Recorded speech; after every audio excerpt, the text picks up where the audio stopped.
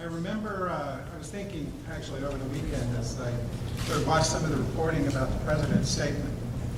And I was disappointed, frankly, with the glib nature of much of what I saw.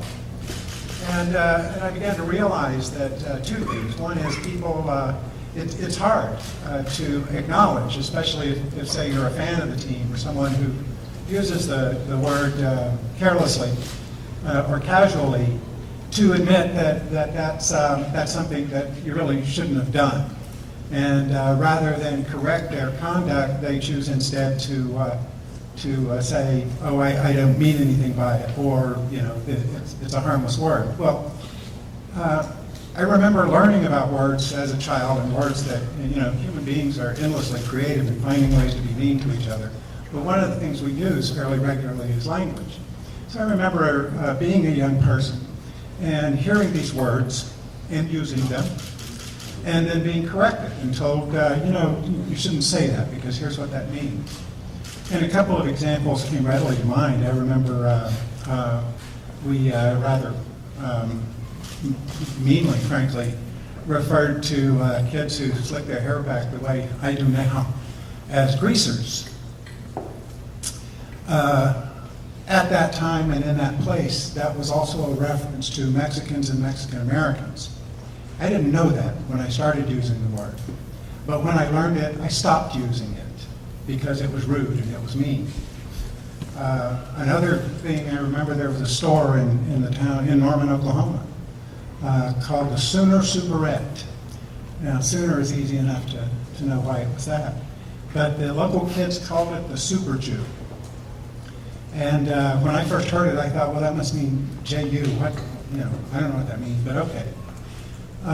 Later, my parents explained to me that that was an insult, and that it was an insult to Jewish people, suggesting that they were greedy.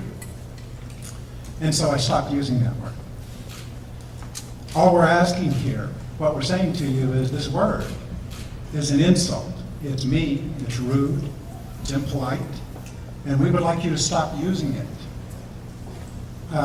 Just as you did as children, when you learned certain words were hurtful and you stopped using them. And that's really all we're talking about here, it seems to me. The problem is, and this is really hard for us. If it seems like we're angry sometime, here's why. We've told you that it's an insult. We've told you that it's a racial insult. We notice that other racial inserts are out of bounds, and that when they are used, the user is punished. Even in the National Football League, we have a very recent example of someone using the N-word and being castigated by the commissioner. And so we wonder why it is that the word that is directed at us, that refers to us, is not similarly off limits. So that's how I feel when I hear the word. As I say, it's not a word that I've heard directed at me in a very long time. And I suppose if somebody said it to me, I would try to find that bit of Dr. King in myself and try to forgive. Sure, there are many, as you've just heard, there are some extraordinary issues facing the tribal nations throughout the country. Some more than others, but there's no doubt there are huge health and welfare challenges facing those communities. Are those more important? Is it more important for a child to have enough to eat tonight than to change the name of this football team? Of course it is. Of course it is. But I maintain that one of the reasons that tribal communities face such opposition to many of their legitimate aspirations is that people have been taught to take them, to disregard them. People have been taught that tribal people are less than other people. And one of the ways they get taught is through the popular culture, through the media, through movies, through television, through literature, and through professional sports. And so they are overwhelmed with imagery about Indians that is either negative or stereotypical or both.